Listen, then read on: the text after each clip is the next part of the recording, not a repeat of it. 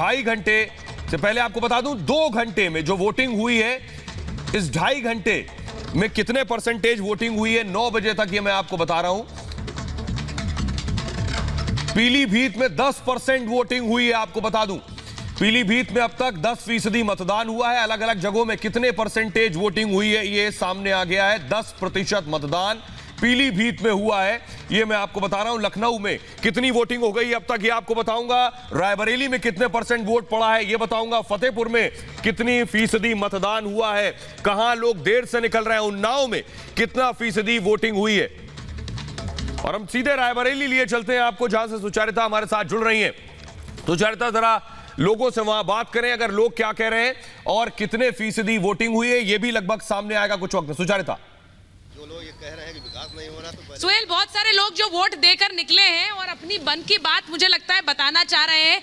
यहाँ पर आपने वोट दे दिया? हाँ, दे आए। वोट दे दिया। क्या लग रहा है इस बार रायबरेली में क्या होगा? हमने वोट जो है बदलाव के लिए दिया है। हर जगह बदलाव होगा, रायबरेली में नहीं पूरे प्रदेश में। हर जगह बदलाव होगा कह रहे हैं वो। दादा खुद अब बदल चुके हैं। पहले दाढ़ी मूछे नहीं रहे, आज दाढ़ी मूछे हो गए। बदलाव तो हो ही नहीं रहा है, मैं कौन कहे वाली बात है।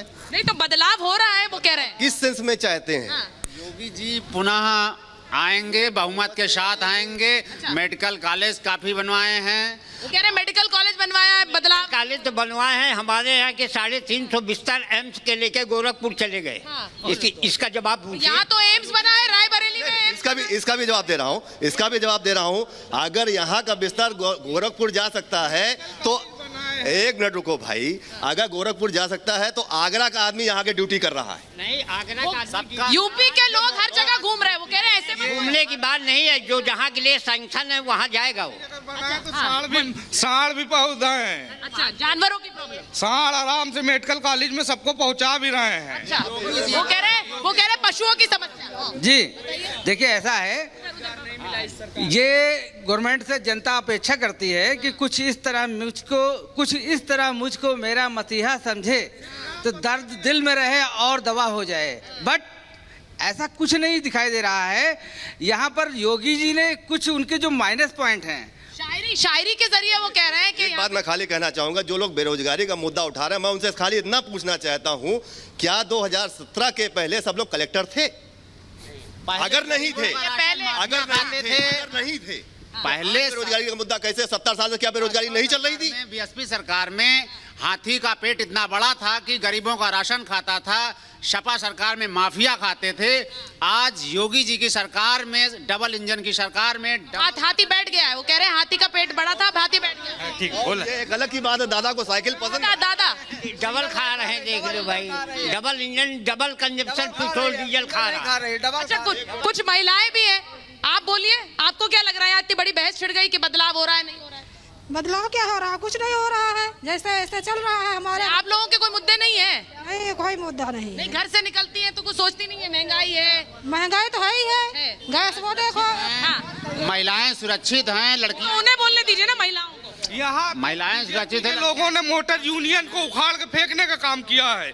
आप चले जाइए सिविल लाइन चौराहे पे चले जाइए, आप बोलिए। कर दिया गया है। बिल्कुल भी रोजगार नहीं दिया इस सरकार ने, बिल्कुल भी यहाँ रोजगार। पर वकील साहब बोल रहे हैं कि पहले क्या कलेक्टर थे जो आज आप रोजगार बोल रहे हैं? वो कह रहे हैं बहुत सा चेंज हुआ है। और बेरोजगार की ये ड्रेस नहीं होती है, ये भी कैमरे में दिखाइए। अगर बेरोजगार होगा तो खाने से कमाने तक मर जाएगा वो। इस तरह की ड्रेस नहीं होती है। एक योगी जी ने दिया है 5 लाख गवर्नमेंट जॉब दिया है, वैकेंसियां निकाली। जो धांधली होती थी, ये बोलते थे यहाँ कांग्रेस का गढ़ है रायबरेली, ये कांग्रेस का गढ़ है। कांग्रेस का गढ़ का क्या मतलब? क्या किसी का रजवाड़ा है क्या ये? अगर आपने काम किया, हाँ, कांग्रेस यहाँ से कम हो रही है। बीजेपी का ये भी बताना चाहूंगा, सोनिया गांधी यहाँ की सांसद हैं और लगातार की सांसद हैं, लेकिन सोनिया गांधी से ये पूछा जाए कि रायबरेली में कितनी बार यहाँ पर आई? आम पब्लिक सोनिया जी आती है। सोनिया जी यहाँ ना आए, अखिलेश यादव जी आ रहे हैं, बम्पर वोटों से आ रहे हैं, 280 पर वोटों से। मन मुताबिक सरकार को चुन सके जो आपकी जनआकांक्षाओं को की पूर्ति करे, तो ये मौका चूकिए मत, क्योंकि कहीं आपके अनिर्णय या आलस की वजह से गलत व्यक्ति न जीत जाए। तो मुझे लगता है इस अधिकार का प्रयोग जरूर करना चाहिए। महिला हैं, सेलिब्रिटी हैं, दो जिम्मेदारी घर भी बाहर भी सब संभालती हैं, तो आप वोट करने के लिए यहाँ पर आई हैं, महिलाओं को लेकर क्या सोचती हैं? सबसे पहले तो मैं ये सोचती हूँ कि मुझे खुशी है इस बात की कि महिलाओं के वोट का महत्व अब लोग समझ रहे हैं।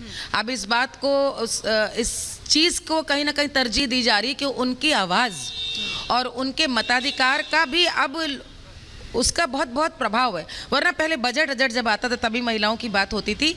तो मैं बस यही कहना चाहूँगी अपने अंदाज में लोगों से वोट की अपील भी कर दें। अरे यार क्या कर रहे हो भाई, नहीं लगाएंगे। बोलिए सर आज मतदान है। हाँ। क्या उम्मीदें हैं, जो पुरानी बातें हैं दोहरा पाएगी बीजेपी?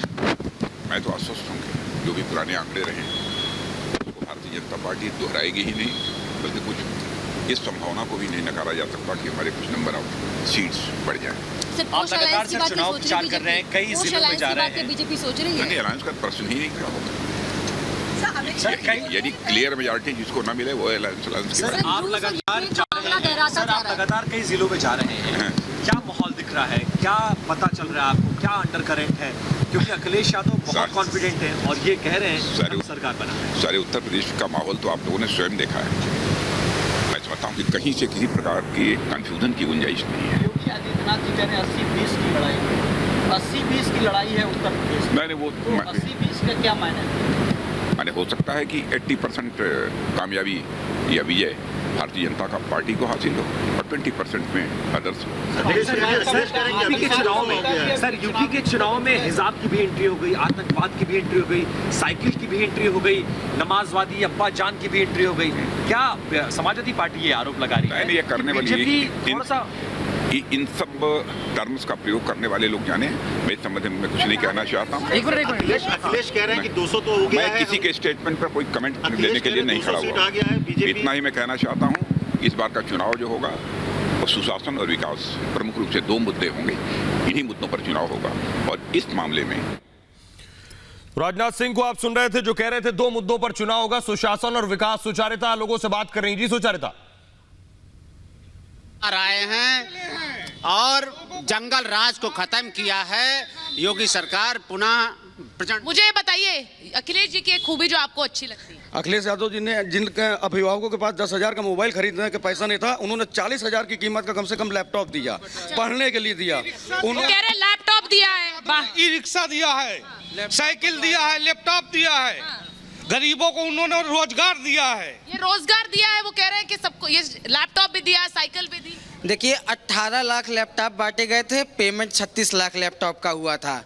काम किया है ऐसा? आपको सब पता है पेमेंट के बारे में? बिल्कुल पता है। और एक काम सब ने अच्छा किया है, 100 नंबर चलाई है, एम्बुलेंस चलाई है, लेकिन योगी जी ने कानून व्यवस्था ज्यादा बेहतर की है। किया होता तो 2017 में जनता उनको ना नकारती।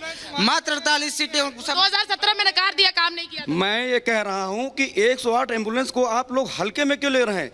अगर 25 किलोमीटर एम्बुलेंस लेकर के आइए तो 1,500 रुपया किराया होता। निःशुल्क एम्बुलेंस दी एक गरीब आदमी को, इससे ज्यादा क्या कर सकते हैं?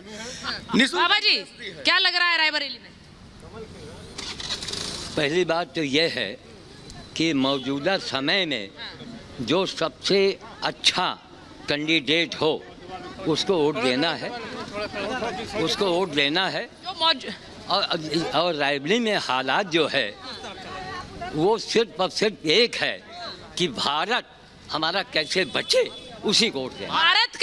भारत की अखंडता पर वोट पड़ रहा है, वो कह रहे हैं कि भारत की अखंडता पर वोट पड़ेगा। बोलेंगे बन रहा है मोदी सरकार ने भारत को आत्मनिर्भर बनाने का पूरा प्रयास किया। अखिलेश जी ने नहीं किया। मोदी जी और योगी जी की सरकार में गंगा घाटों में हमारे परिवार के लोगों के, हमारे मोहल्ले के लोगों की लाशें जिस तरह दबाई गई हैं, वो उत्तर प्रदेश की जनता, रायबरेली की जनता नहीं भूल सकती। बहुत नाराज लग रहे हैं।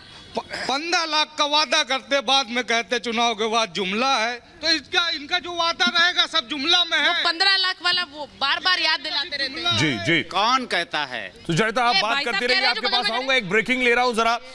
बड़ी खबर दर्शकों को बता दें, वोटिंग परसेंटेज जो सामने आया है वो आपको बताने जा रहा हूं। 9 बजे तक आपके जिले में कितने फीसदी वोटिंग हुई है ये आपको बताने जा रहे हैं।